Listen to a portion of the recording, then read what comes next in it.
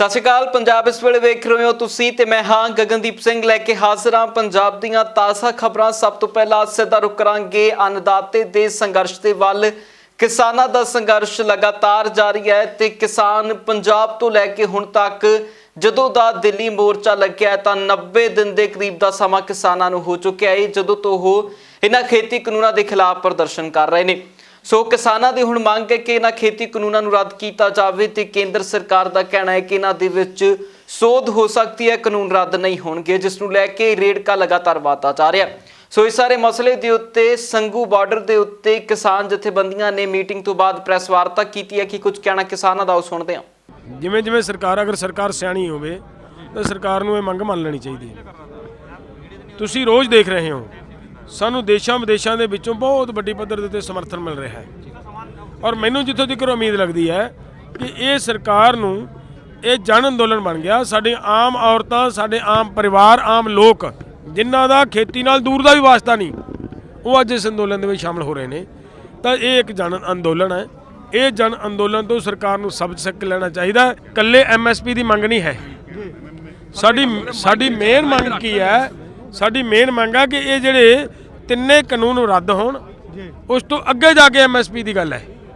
MSP ਨੂੰ ਮੂਹਰੇ ਲਿਆਉਣਾ ਔਰ ਕਾਨੂੰਨਾਂ ਨੂੰ ਪਿੱਛੇ ਕਰਨਾ, ਇਸ ਇੱਥੇ ਪਹਿਲੀ ਤਾਂ ਗੱਲ ਸਾਨੂੰ ਇਸੇ ਗੱਲ ਤੇ ਹੀ ਨਾਰਾਜ਼ਗੀ ਹੈ ਕਿ ਜਿਹੜੀ ਸਾਡੀ ਮੇਨ ਮੰਗ ਹੈ ਸਰਕਾਰ ਨੂੰ ਪਿੱਛੇ ਲਿਜਾ ਰਹੀ ਹੈ ਤੇ ਜਿਹੜੀ ਸਾਡੀ ਸੈਕਿੰਡ ਹੈ ਉਹਨੂੰ ਮੂਹਰੇ ਲਿਆ ਰਹੀ ਹੈ। ਦੇਖੋ, ਸਾਡਾ ਸਰਕਾਰ ਨਾਲ ਕੋਈ ਡਾਇਲੋਗ ਨਹੀਂ ਇਹਨਾਂ ਟਾਈਮਾਂ ਦੇ ਵਿੱਚ। ਸਰਕਾਰ ਦੇ ਵੱਲੋਂ ਤੁਹਾਡੇ ਮਾਧਿਅਮ ਦੇ ਰਾਹੀਂ TV ਦੇ ਉੱਤੇ ਵਾਰ-ਵਾਰ ਪੱਟੀ ਲੱਗੀ ਆਉਂਦੀ ਹੈ ਕਿਸਾਨਾਂ ਲਈ ਗੱਲਬਾਤ ਲਈ ਸੱਦਾ ਆਪਣਾ ਦਰਵਾਜ਼ਾ ਖੁੱਲ੍ਹਾ। ਮੈਂ ਕਹਿੰਦਾ ਸਰਕਾਰ ਅਗਰ ਕਿਸਾਨਾਂ ਨੇ ਉਸੇ ਗੱਲ ਤੇ ਗੱਲਬਾਤ ਕਰਨੀ ਹੈ ਤਾਂ ਫਿਰ ਤਾਂ ਉਹ ਮੰਗ ਸਾਨੂੰ ਤੁਹਾਡਾ ਪ੍ਰਪੋਜ਼ਲ ਰੱਦ ਕਰਨ ਦੀ ਲੋੜ ਹੀ ਨਹੀਂ ਸੀ।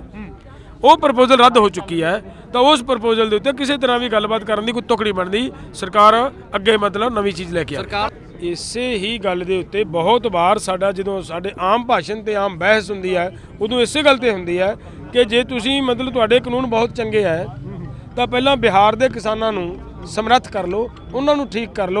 ਜਦੋਂ ਉਹ ਠੀਕ ਹੋ ਗਏ ਅਸੀਂ अपने आप ਮੰਗ कर लाएंगे, सानू दे दो। मतलब भाई बिहार वाली पोजीशन पूरे इंडिया में लागू करना चाहिए। पूरे इंडिया, हाँ, सबसे बड़ी बात ये है कि बिहार की हालत पूरे इंडिया ਦੇ ਵਿੱਚ ਕਰਨੀ ਚਾਹੁੰਦੀ ਹੈ ਸਰਕਾਰ, ਜਦੋਂ ਕਿ ਪੰਜਾਬ ਵਾਲੀ ਹਾਲਤ ਪੂਰੇ ਦੇਸ਼ ਦੇ ਵਿੱਚ ਕਰਨੀ ਮਤਲਬ ਸਰਕਾਰ ਲਈ ਜ਼ਰੂਰਤ ਚਾਹੀਦੀ ਹੈ।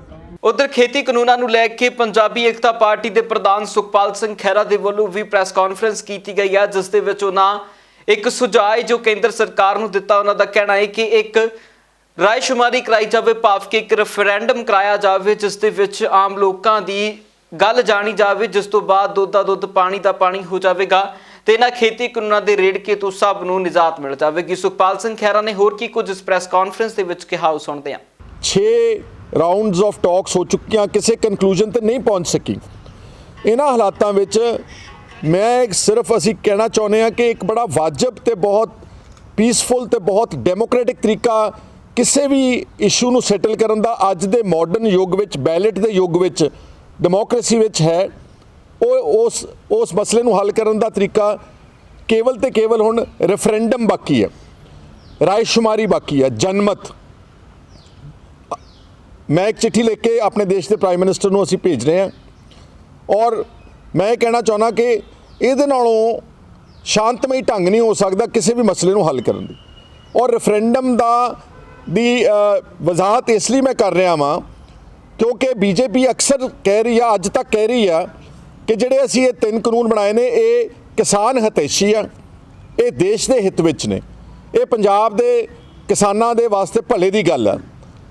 ਹੁਣ ਪੰਜਾਬ ਦੇ ਕਿਸਾਨ ਕੋਠਿਆਂ ਤੇ ਚੜ੍ਹ ਕੇ ਰੌਲਾ ਪਾ ਚੁੱਕੇ ਨੇ। ਹਰ ਬੱਚਾ ਦਿੱਲੀ ਦੇ ਧਰਨੇ ਵਿੱਚ ਜਾ ਕੇ ਸ਼ਮੂਲੀਅਤ ਕਰ ਚੁੱਕਿਆ। ਬਜ਼ੁਰਗ ਔਰਤਾਂ ਉੱਥੇ ਬੈਠੀਆਂ ਨੇ ਘਰਾਂ ਦੇ ਕੰਮਕਾਰ ਛੱਡ ਕੇ, ਤੇ ਅਸੀਂ ਕਹਿ ਰਹੇ ਹਾਂ ਕਿ ਸਾਨੂੰ ਇਹ ਕਾਨੂੰਨ ਪ੍ਰਵਾਨ ਨਹੀਂ ਗੇ, ਜਦ ਕਿ BJP ਦੀ ਸਰਕਾਰ ਧੱਕੇ ਨਾਲ ਕਹਿ ਰਹੀ ਹੈ ਕਿ ਇਹ ਕਾਨੂੰਨ ਤੁਹਾਡੇ ਹੱਕ ਵਿੱਚ ਬਣਾਏ ਨੇ। ਇੱਕੋ ਬੰਦ ਕਰੋ ਜ਼ਰਾ। ਹੁਣ ਇਹਨਾਂ ਹਾਲਾਤਾਂ ਦੇ ਵਿੱਚ ਇੱਕ ਤੇ ਇੱਕੋ ਇੱਕ ਹੱਲ ਹੈ ਜਿਹੜਾ ਇਹ ਸਾਬਤ ਕਰ ਸਕੇਗਾ ਕਿ ਕਿਹਦਾ ਪੱਖ ਠੀਕ ਹੈ, ਕਿਉਂਕਿ BJP ਧੱਕੇ ਨਾਲ ਕਹਿ ਰਹੀ ਆ ਕਿ ਬਹੁ ਗਿਣਤੀ ਲੋਕ ਸਾਡੇ ਨਾਲ ਆ। ਇਸ ਲਈ ਇਸ ਡੈਡਲੌਕ ਨੂੰ ਤੋੜਨ ਵਾਸਤੇ ਔਰ ਇੱਕ ਕਿਸੇ ਕ੍ਰਾਈਸਿਸ ਨੂੰ ਖਤਮ ਕਰਨ ਵਾਸਤੇ ਮੇਰੀ ਇਹ ਸੁਝਾਅ ਆ ਸਾਡੇ ਇਸ ਦੇਸ਼ ਦੇ ਸਰਕਾਰ ਨੂੰ ਕਿ ਤੁਸੀਂ ਇੱਕ ਰਾਏਸ਼ੁਮਾਰੀ ਕਰਾ ਲਓ ਪੰਜਾਬ ਦੇ ਵਿੱਚ, ਰਾਏਸ਼ੁਮਾਰੀ ਕਰਾ ਲਓ ਪੰਜਾਬ ਹਰਿਆਣੇ ਵਿੱਚ ਮੈਕਸਿਮਮ ਜਿੱਥੇ ਲੋਕ ਇਹਦਾ ਡਟ ਕੇ ਵਿਰੋਧ ਕਰ ਰਹੇ ਨੇ, ਜਨਮਤ ਕਰਾ ਲਓ, ਰੈਫਰੈਂਡਮ ਹੋਲਡ ਕਰ ਲਓ, ਜਿਹੜੀ ਧਿਰ ਜਿੱਤ ਜਾਵੇਗੀ ਉਸ ਦੀ ਗੱਲ ਮੰਨ ਲਵੋ ਤੁਸੀਂ ਸਾਰੇ ਜਾਣੇ। ਅਗਰ ਪੰਜਾਬ ਦੇ ਲੋਕ ਕਿਸਾਨ ਜਥੇਬੰਦੀਆਂ ਦਾ ਸਾਥ ਦੇ ਕੇ 3 ਕਾਲੇ ਕਾਨੂੰਨਾਂ ਨੂੰ ਰੈਫਰੈਂਡਮ ਦੇ ਰਾਹੀਂ ਰਿਜੈਕਟ ਕਰਦੇ ਆ ਤਾਂ ਮੈਂ ਸਮਝਦਾ ਹਾਂ ਕਿ ਮੋਦੀ ਦੀ ਸਰਕਾਰ ਨੂੰ ਜਨਮਤ ਦਾ ਫੈਸਲਾ, ਡੈਮੋਕ੍ਰੇਸੀ ਦਾ ਫੈਸਲਾ, ਜਮਹੂਰੀਅਤ ਦਾ ਫੈਸਲਾ ਸਿਰ ਮੱਥੇ ਹੋ ਕੇ ਪ੍ਰਵਾਨ ਕਰਨਾ ਚਾਹੀਦਾ ਵਾ। ਤੇ ਜੇ ਪੰਜਾਬ ਦੇ ਵਿੱਚ ਬੀਜੇਪੀ ਜਿੱਤਦੀ ਆ ਤੇ ਅਸੀਂ ਆਪਣੇ ਆਗੂਆਂ ਨੂੰ ਬੇਨਤੀ ਕਰਾਂਗੇ ਕਿ ਵੀ ਹੁਣ ਬਹੁਮਤ ਜਿਹੜਾ ਹੈਗਾ ਉਹ ਬੀਜੇਪੀ ਦੇ ਹੱਕ ਵਿੱਚ ਆ, ਜਿਹੜਾ ਕਿ ਪੋਸੀਬਲ ਹੀ ਨਹੀਂਗਾ, ਕਿਉਂਕਿ ਹਰ ਵਰਗ ਦੇ ਲੋਕ, ਮੇਰਾ ਖਿਆਲ ਹੈ ਕਿ ਜੇ ਮੈਂ ਗਲਤ ਨਾ ਹੋਵਾਂ ਤਾਂ 99% ਲੋਕ ਪੰਜਾਬ ਦੇ ਇਸ ਵਕਤ ਇਹਨੇ ਕਾਲੇ ਕਾਨੂੰਨਾਂ ਦੇ ਖਿਲਾਫ ਨੇ।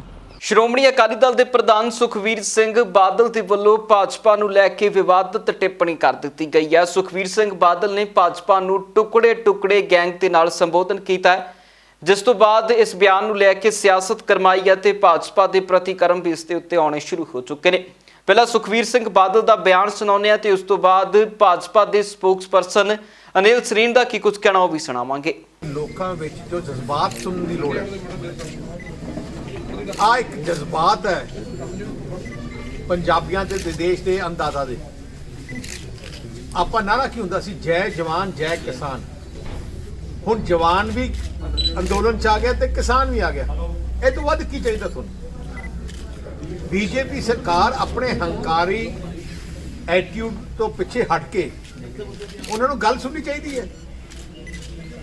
ਜਿਹੜੇ ਲੋਕਾਂ ਨੇ ਕਾਨੂੰਨ ਬਣਾਇਆ ਉਹਨਾਂ ਨੇ ਜ਼ਿੰਦਗੀ 'ਚ ਖੇਤੀ ਕੀਤੀ ਨਹੀਂ। ਸੈਂਟਰ ਦੀ ਮੋਦੀ ਸਰਕਾਰ ਅਫਸਰਾਂ ਤੇ ਕਹਿ ਤੇ ਉਹ ਚੱਲ ਰਹੀ ਹੈ ਤੇ ਅਫਸੋਸ ਇਸ ਗੱਲ ਦਾ ਹੈ ਕਿ ਹੁਣ ਦੇਸ਼ ਨੂੰ ਤੇ ਸੂਬੇ ਨੂੰ ਧਰਮ ਤੇ ਪਾਉਣ ਦੀ ਕੋਸ਼ਿਸ਼ ਕਰੀ ਹੈ। ਜਿਹੜਾ ਕਹਿੰਦੇ ਆ ਟੁਕੜੇ ਗੈਂਗ, ਜਿਹਨੂੰ ਵੀ ਜਿਹੜਾ ਉਹਨਾਂ ਦੀ ਸਰਕਾਰ ਦੇ ਹੱਕ 'ਚ ਹੁੰਦਾ ਹੈ ਉਹਨੂੰ ਤਾਂ ਕਹਿੰਦੇ ਕਿ ਆ ਦੇਸ਼ ਭਗਤ ਹੈ।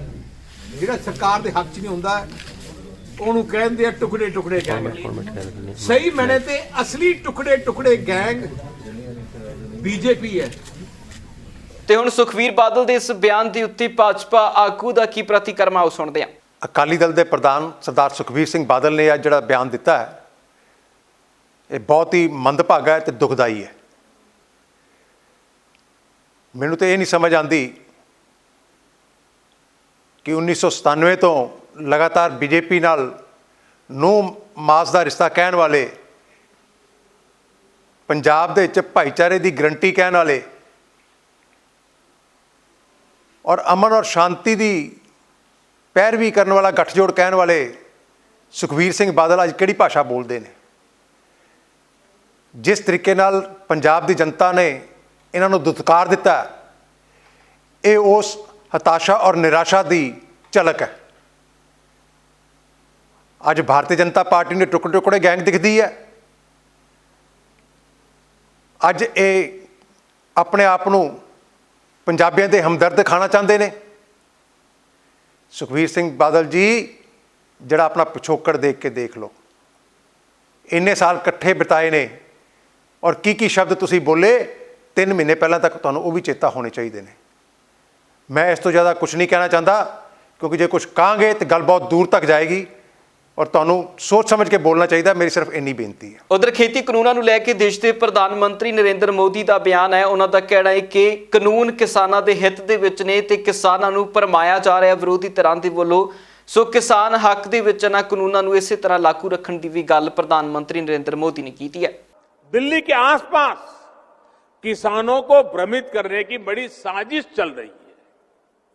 उन्हें डराया जा रहा है कि नए कृषि सुधारों के बाद किसानों की जमीन पर दूसरे कब्जा कर लेंगे। भाइयों बहनों, मैं आपसे जानता हूं, क्या कोई डेयरी वाला आपसे दूध लेने का कॉन्ट्रैक्ट करता है तो आपकी गाय भैंस ले जाता है क्या? कोई फल सब्जी खरीदने का उद्यम करता है तो क्या आपकी जमीन ले जाता है? क्या आपके प्रॉपर्टी उठा के ले जाता है क्या? साथियों, हमारे देश में डेयरी उद्योग का योगदान कृषि अर्थव्यवस्था के कुल मूल्य में 25% से भी ज्यादा है। ये योगदान करीब करीब 8 लाख करोड़ रुपए होता है। दूध उत्पादन का कुल मूल्य अनाज और दाल के कुल मूल्य से भी ज्यादा होता है। इस व्यवस्था में पशुपालकों को आजादी मिली हुई है। आज देश पूछ रहा है कि ऐसी ही आजादी अनाज और दाल पैदा करने वाले छोटे और सीमांत किसानों को क्यों नहीं मिलनी चाहिए। साथियों, हाल में हुए कृषि सुधारों की मांग बरसों से की जा रही थी। अनेक किसान संगठन भी पहले ही मांग करते थे कि अनाज को कहीं पर भी बेचने का विकल्प दिया जाए। आज जो लोग विपक्ष में बैठकर किसानों को भ्रमित कर रहे हैं, वो भी अपनी सरकार के समय इन कृषि सुधारों के समर्थन में थे, लेकिन अपनी सरकार के रहते वो निर्णय नहीं ले पाए, किसानों को झूठे दिलासे देते रहे। आज जब देश ने यह ऐतिहासिक कदम उठा लिया तो यही लोग किसानों को भ्रमित करने में जुट गए हैं। मैं अपने किसान भाई बहनों से फिर एक बार कह रहा हूं, बार बार दोहराता हूं कि उनकी हर शंका के समाधान के लिए सरकार 24 घंटे तैयार है। किसानों का हित पहले दिन से हमारी सरकार की सर्वोच्च प्राथमिकताओं में से एक रहा है। खेती पर किसानों का खर्च कम हो, उन्हें नए नए विकल्प मिले, उनकी आय बढ़े, किसानों की मुश्किलें कम हो, इसके लिए हमने निरंतर काम किया है। मुझे विश्वास है हमारी सरकार की ईमानदार नीयत, हमारी सरकार के ईमानदार प्रयास और जिसको करीब करीब पूरे देश ने आशीर्वाद दिए हैं, देश के हर कोने के किसानों ने आशीर्वाद दिए हैं। मुझे विश्वास है कि किसानों के आशीर्वाद की ये ताकत, देश भर के किसानों के आशीर्वाद की ताकत, जो भ्रम फैलाने वाले लोग हैं, जो राजनीति करने पर तुले हुए लोग हैं, जो किसानों के कंधे पर बंदूकें फोड़ रहे हैं, देश के सारे जागरूक किसान उनको भी परास्त करके रहेंगे। ਉਧਰ ਦਿੱਲੀ ਦੇ ਵਿੱਚ ਕਿਸਾਨ ਜਥੇਬੰਦੀਆਂ ਦਾ ਸੰਘਰਸ਼ ਵੱਖ-ਵੱਖ ਬਾਰਡਰਾਂ ਦੇ ਉੱਤੇ ਚੱਲ ਰਿਹਾ ਹੈ। ਇੱਕ ਪਾਸੇ ਜਿੱਥੇ ਕਿਸਾਨਾਂ ਦਾ ਸੰਘਰਸ਼ ਸਿੰਘੂ ਬਾਰਡਰ ਦੇ ਉੱਤੇ ਹੈ ਜਾਂ ਫਿਰ ਟਿਕਰੀ ਬਾਰਡਰ ਦੇ ਉੱਤੇ ਹੈ, ਇਸੇ ਤਰ੍ਹਾਂ ਬਾਕੀ ਬਾਰਡਰਾਂ ਦੇ ਉੱਤੇ ਵੀ ਸੰਘਰਸ਼ ਉਸੇ ਤਰ੍ਹਾਂ ਚੱਲ ਰਿਹਾ ਹੈ ਤੇ ਕਿਸਾਨਾਂ ਦੀ ਕੁਝ ਜਥੇਬੰਦੀਆਂ ਬਰਾੜੀ ਦੇ ਗਰਾਊਂਡ ਦੇ ਵਿੱਚ ਵੀ ਨੇ, ਜਿੱਥੇ ਸਰਕਾਰ ਦੇ ਵੱਲੋਂ ਪ੍ਰਦਰਸ਼ਨ ਕਰਨ ਦੇ ਲਈ ਥਾਂ ਦਿੱਤੀ ਗਈ ਸੀ। ਸੋ ਬਰਾੜੀ ਦੇ ਮੈਦਾਨ ਦੇ ਵਿੱਚੋਂ ਤਸਵੀਰਾਂ ਸਾਹਮਣੇ ਆਈਆਂ ਨੇ, ਜਿੱਥੇ ਕਿਸਾਨਾਂ ਦੇ ਵੱਲੋਂ ਉੱਥੇ ਹੀ ਖੇਤੀ ਕਰਨੀ ਸ਼ੁਰੂ ਕਰ ਦਿੱਤੀ ਗਈ ਹੈ। ਕਿਸਾਨਾਂ ਦਾ ਕਹਿਣਾ ਹੈ ਕਿ ਜਦੋਂ ਤੱਕ ਖੇਤੀ ਕਾਨੂੰਨ ਰੱਦ ਨਹੀਂ ਹੁੰਦੇ, ਅਸੀਂ ਇੱਥੇ ਹੀ ਆਪਣੀਆਂ ਫਸਲਾਂ ਉਗਾ ਕੇ ਆਪਣੇ ਜੋਗਾ ਰਾਸ਼ਨ ਪੈਦਾ ਕਰ ਸਕਦੇ ਹਾਂ। ਸੋ ਸੁਣਦੇ ਆ ਕਿ ਆਖਿਰਕਾਰ ਕਿਸਾਨ ਕੀ ਕੁਝ ਕਹਿੰਦੇ ਨੇ। ਕਹਿਣ ਤੋਂ ਭਾਵ ਆ ਵੀ ਅਸੀਂ ਪੂਰੀ ਤਿਆਰੀ ਕਰ ਲਈ ਆ ਆਪਣੇ ਖਾਣ ਪੀਣ ਦੀ, ਕਿਉਂਕਿ ਬਾਜ਼ਾਰ ਦੇ ਵਿੱਚ ਸਰਕਾਰ ਦਾ ਨਹੀਂ ਪਤਾ ਵੀ ਬਾਜ਼ਾਰ ਦੇਖੋ ਮੰਡੀ ਕਿੰਨੀ ਦੂਰ ਆ, ਪਤਾ ਨਹੀਂ ਕਿਹੋ ਜਿਹੀਆਂ ਸਬਜ਼ੀਆਂ ਆ ਰਹੀਆਂ ਨੇ, ਠੀਕ ਹੈ, ਯੂਰੀਆ ਰਿਓ ਸਪਰੇਅ ਵਾਲੀਆਂ, ਪਤਾ ਨਹੀਂ ਗੰਦ ਕਿਹੋ ਜਿਹਾ ਪਾਣੀ ਪੈ ਰਿਹਾ। ਅਸੀਂ ਆਪਣੇ ਜਿਵੇਂ ਖੇਤਾਂ 'ਚ ਅਸੀਂ ਆਪਣੇ ਘਰ ਵਾਸਤੇ ਬੀਜਦੇ ਹਾਂ, ਉਸ ਤਰੀਕੇ ਦੇ ਨਾਲ ਇਹ ਅਸੀਂ ਸਬਜ਼ੀਆਂ ਲਾਈਆਂ ਨੇ ਤੇ 40-45 ਦਿਨ ਦੇ ਵਿੱਚ ਇਹਨਾਂ ਨੇ ਹੋ ਜਾਣਾ। ਸਬਜ਼ੀਆਂ ਨੇ ਖਾਣ ਜੋਗੀਆਂ ਸਾਡੇ ਸ਼ੁਰੂਆਤ ਹੋ ਜਾਣੀਆਂ। ਕਣਕਾਂ ਚਲੋ 3-4 ਮਹੀਨੇ 'ਚ ਹੋ ਜਾਂਦੀ ਆ, ਠੀਕ ਹੈ। ਤੇ ਸਾਡਾ ਹੁਣ ਪੂਰੀ ਮਤਲਬ ਜਿੰਨਾ ਚਿਰ ਮੋਦੀ ਸਰਕਾਰ ਇਹ ਕਾਨੂੰਨ ਵਾਪਸ ਨਹੀਂ ਲੈਂਦੀ, ਉਹਨਾਂ ਚਿਰ ਇਹ ਸਾਡੇ ਇੱਥੇ ਕਿਸਾਨਾਂ ਦੇ ਡੇਰੇ ਇੱਥੇ ਹੀ ਲੱਗੇ ਰਹਿਣਗੇ ਤੇ ਉਹਨਾਂ ਚਿਰ ਅਸੀਂ ਵਾਪਸ ਨਹੀਂ ਜਾਣਾ। ਤੇ ਅਸੀਂ ਘਰੇ ਵੀ ਖੇਤੀ ਕਰਦੇ ਆ, ਇੱਥੇ ਵੀ ਖੇਤੀ ਕਰਦੇ ਆ, ਸਾਨੂੰ ਨਾ ਘਰ ਦਾ ਫਰਕ ਆ ਨਾ ਇੱਥੇ ਦਾ ਕੋਈ ਫਰਕ ਆ। ਉਧਰ ਦਿੱਲੀ ਦੇ ਜੰਤਰ ਮੰਤਰ ਦੇ ਉੱਤੇ ਵੀ 9ਵਾਂ ਦਿਨ ਬਤੀਤ ਹੋ ਗਿਆ। ਪੰਜਾਬ ਦੇ ਸੰਸਦ ਮੈਂਬਰਾਂ ਨੂੰ ਜੋ ਲਗਾਤਾਰ ਪ੍ਰਦਰਸ਼ਨ ਕਰ ਰਹੇ ਨੇ ਪਾਰਲੀਮੈਂਟ ਸੈਸ਼ਨ ਬੁਲਾਉਣ ਦੇ ਲਈ, ਪਰ ਕੇਂਦਰ ਸਰਕਾਰ ਦੇ ਵੱਲੋਂ ਸਰਦ ਰੁੱਤ ਦੇ ਪਾਰਲੀਮੈਂਟ ਸੈਸ਼ਨ ਨੂੰ ਰੱਦ ਕਰ ਦਿੱਤਾ ਗਿਆ ਹੈ। ਕੇਂਦਰ ਦਾ ਕਹਿਣਾ ਹੈ ਕਿ ਮਹਾਮਾਰੀ ਦੇ ਚੱਲਦਿਆਂ ਕੇਂਦਰ ਦਾ ਸਰਦ ਰੁੱਤ ਸੈਸ਼ਨ ਨਹੀਂ ਬੁਲਾਇਆ ਜਾ ਸਕਦਾ, ਜਿਸ ਨੂੰ ਲੈ ਕੇ ਹੁਣ ਲਗਾਤਾਰ ਸਿਆਸੀ ਸਮੀਕਰਨ ਬਦਲਦੇ ਨਜ਼ਰ ਆ ਰਹੇ ਨੇ ਤੇ ਸਿਆਸੀ ਬਿਆਨ ਆ ਰਹੇ ਨੇ। ਇਸ ਦੇ ਉੱਤੇ ਉਹਨਾਂ ਸੰਸਦਾਂ ਦਾ ਕੀ ਕਹਿਣਾ ਹੈ ਜੋ ਲਗਾਤਾਰ ਪਾਰਲੀਮੈਂਟ ਸੈਸ਼ਨ ਬੁਲਾਉਣ ਦੇ ਲਈ ਧਰਨੇ ਦੇ ਉੱਤੇ ਨੇ, ਆਓ ਸੁਣਦੇ ਹਾਂ। ਉਹ ਕੋਈ ਨਵੀਂ ਚੀਜ਼ ਤਾਂ ਨਹੀਂ ਕਰ ਲੱਗੇ, ਉਹ ਤੇ ਆਉਣਾ ਹੀ ਹੈ ਬਜਟ ਸੈਸ਼ਨ ਦੇ, ਉਹਦੇ 'ਚ ਕੀ ਵਾਧਾ ਕਰ ਲੱਗੇ। ਜ਼ਰੂਰਤ ਤੇ ਹੁਣ ਸੀ ਕਿਉਂਕਿ ਸਾਨੂੰ ਥੋੜਾ ਜਿਹਾ ਇੰਟੂਇਸ਼ਨ ਸੀ ਕਿ ਇਹਨਾਂ ਨੇ ਵਿੰਟਰ ਸੈਸ਼ਨ ਨਹੀਂ ਬੁਲਾਉਣਾ। ਉਹ ਨਾ ਬੁਲਾਉਣ ਦੇ ਕਾਰਨ ਹੀ ਅਸੀਂ ਲੋਕਾਂ ਨੇ ਇੱਥੇ ਧਰਨਾ ਲਾਇਆ ਸੀ। ਅਸੀਂ ਚਾਹੁੰਦੇ ਸੀ ਕਿ ਕਿਸਾਨ ਦੀ ਗੱਲ ਜਿਹੜੀ ਹੋਣੀ ਉਹ ਸੈਸ਼ਨ 'ਚ ਹੋਣੀ ਹੈ, ਨਾ ਕਿ ਜਿਵੇਂ ਅਸੀਂ ਕਹਿ ਦਈਏ ਕਿ ਟਵੀਟ ਕਰ ਦਈਏ ਕਿਸਾਨ ਲਈ ਅਸੀਂ ਆਹ ਕਰ ਰਹੇ ਹਾਂ, ਜਾਂ ਕੋਈ ਇੰਸਟਾਗ੍ਰਾਮ ਤੇ ਚਲੇ ਜਾਈਏ ਜਾਂ ਮਨ ਕੀ ਬਾਤ 'ਚ ਚਲੇ ਜਾਈਏ, ਉਹਦਾ ਕੋਈ ਮਤਲਬ ਨਹੀਂ ਬਣਦਾ। ਉਹਦੇ ਇੱਕ ਜਸਟ ਮਾਊਥ ਪੀਸ ਹੈ ਵੀ ਮੈਂ ਇੱਥੇ ਗੱਲ ਕੀਤੀ, ਮੈਂ ਮੁੱਕਰ ਵੀ ਸਕਦਾ। ਪਰ ਜਿਹੜੀ ਗੱਲ ਪਾਰਲੀਮੈਂਟ 'ਚ ਹੋਣੀ ਹੈ ਉਹ ਪਾਰਲੀਮੈਂਟ 'ਚ ਹੀ ਹੋਣੀ ਹੈ।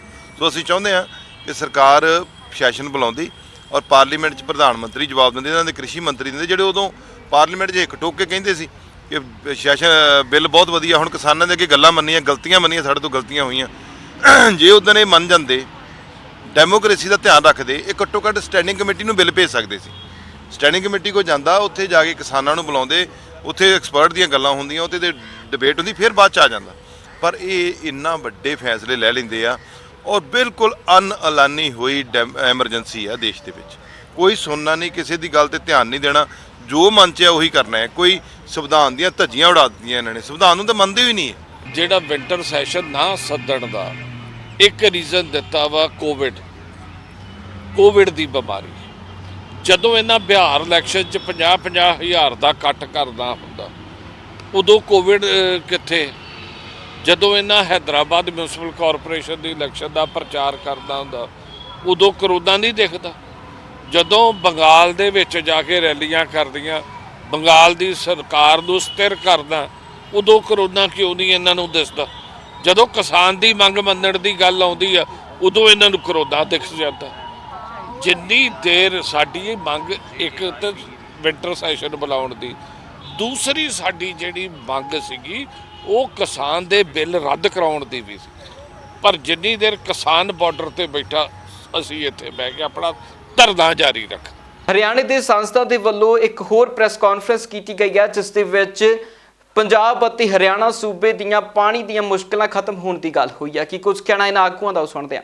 तो माननीय शेखावत साहब से हमने यही प्रार्थना की है, हमने मांग की है कि उस प्रोजेक्ट को भी जल्दी पूरा किया जाए, क्योंकि उसका पानी जहां उत्तराखंड, उत्तर प्रदेश, हरियाणा, राजस्थान, गुजरात और महाराष्ट्र तक जाएगा। तीसरा, यमुना नदी के ऊपर जो 3 डैम बनने हैं, उनके 2 डैमों पर हमारे MOU साइन हो चुके हैं, उन सभी संबंधित 6 के 6 प्रदेशों से, जिनमें उत्तराखंड, उत्तर प्रदेश, हरियाणा, दिल्ली और राजस्थान, क्योंकि उसका 90% पैसा केंद्र सरकार ने देना है, मात्र 10% पैसा इन 6 प्रदेशों ने देना है। चौथा, हमारा जो रावी ब्यास का जो सरप्लस पानी है, उसका काम भी जल्दी शुरू किया जाए। 5वां, हांसी बटाना नहर का काम कंप्लीट हो चुका है, उसका केवल कनेक्शन बाकी है, वो कनेक्शन जल्दी करवाया जाए, कनेक्ट किया जाए, ताकि हरियाणा प्रदेश का इंटरनल जो पानी है उसका समान बंटवारा हम कर सकें। और इसके बाद आखिरी है, पंजाब की जो 3 नदियां हैं, सतलुज, रावी और ब्यास, इनके ऊपर बांध बने हुए हैं। इसके बाद जब भी बारिश का पानी है ज़्यादा, वो कहीं ना कहीं नदी नालों के माध्यम से मेन सतलुज नदी से होता हुआ सिंध नदी में जाके वो समुद्र में गिरता है। हमारी मांग ये है कि वहाँ पर एक कंडी प्रोजेक्ट का काम चला हुआ है, उस पानी को रोकने के लिए वो काम भी जल्दी पूरा किया जा सके, ताकि पंजाब को भी पूरा पानी मिले और हमारे को भी हमारे हक का पूरा पानी मिल जाए। माननीय मंत्री जी ने, शेखावत जी ने बड़े एक एक चीज़ को हमारे को समझ के उन्होंने भी हमारे को समझाया है, और ये 6 की 6 बातों के बारे में उन्होंने आश्वस्त किया है कि हम समय सीमा पर 6 के 6 कामों को पूरा करने के लिए पुरजोर कोशिश करेंगे। इसलिए आज उनकी मीटिंग के बाद हम बहुत संतुष्ट थे सभी के सभी, और हमने सभी साथी सांसद और विधायकों के माध्यम से ये मांग पत्र उनको सौंपा था। मुझे लगता है कि आने वाले समय में भारत सरकार, माननीय प्रधानमंत्री जी और जल संसाधन मंत्रालय जो गजेंद्र शेखावत जी देख रहे हैं, हमारी इन 6 की 6 बातों को मुझे लगता है देश हित में बहुत जल्दी पूरा करेंगे। ਸਿੱਖ ਇਤਿਹਾਸ ਦੇ ਵਿੱਚ ਦਸੰਬਰ ਮਹੀਨਾ ਸ਼ਹਾਦਤਾਂ ਦੇ ਨਾਲ ਭਰਿਆ ਹੋਇਆ ਮਹੀਨਾ ਮੰਨਿਆ ਜਾਂਦਾ ਹੈ। 10ਵੇਂ ਪਿਤਾ ਸਾਹਿਬ ਸ੍ਰੀ ਗੁਰੂ ਗੋਬਿੰਦ ਸਿੰਘ ਜੀ ਮਹਾਰਾਜ ਦੇ ਪਰਿਵਾਰ ਵਿਛੋੜੇ ਤੋਂ ਲੈ ਕੇ ਸਾਹਿਬਜ਼ਾਦਿਆਂ ਦੀਆਂ ਸ਼ਹੀਦੀਆਂ ਤੇ ਅਨੇਕਾਂ ਹੋਰ ਸਿੰਘਾਂ ਦੀਆਂ ਸ਼ਹੀਦੀਆਂ ਨੂੰ ਸਮਰਪਿਤ ਸ਼ਹੀਦੀ ਪੰਦਰਵਾੜੇ ਦੀ ਆਰੰਭਤਾ ਬੀਤੇ ਦਿਨੀ ਤਖਤ ਸ੍ਰੀ ਕੇਸਗੜ੍ਹ ਸਾਹਿਬ ਤੋਂ ਅਰਦਾਸ ਕਰਕੇ ਕੀਤੀ ਗਈ ਸੀ। ਸ਼ਹੀਦੀ ਪੰਦਰਵਾੜੇ ਨੂੰ ਲੈ ਕੇ ਗੁਰਦੁਆਰਾ ਸ੍ਰੀ ਭੱਠਾ ਸਾਹਿਬ ਦੇ ਵਿੱਚ ਦੀਪਮਾਲਾ ਵੀ ਕੀਤੀ ਗਈ। ਦੱਸਦੀਏ ਕਿ 16, 17 ਤੇ 18 ਦਸੰਬਰ ਨੂੰ ਇਹ ਜੋੜ ਮੇਲ ਗੁਰਦੁਆਰਾ ਭੱਠਾ ਸਾਹਿਬ ਦੇ ਵਿੱਚ ਰਹੇਗਾ, ਜਿਸ ਤੋਂ ਬਾਅਦ ਸ਼ਹੀਦੀ ਪੰਦਰਵਾੜਾ ਇਤਿਹਾਸਿਕ ਪੱਖਾਂ ਦੇ ਨਾਲ ਹੁੰਦਾ ਹੋਇਆ ਸ਼੍ਰੀ ਫਤਿਹਗੜ੍ਹ ਸਾਹਿਬ ਦੀ ਧਰਤੀ ਤੇ ਵੱਲ ਪਹੁੰਚੇਗਾ।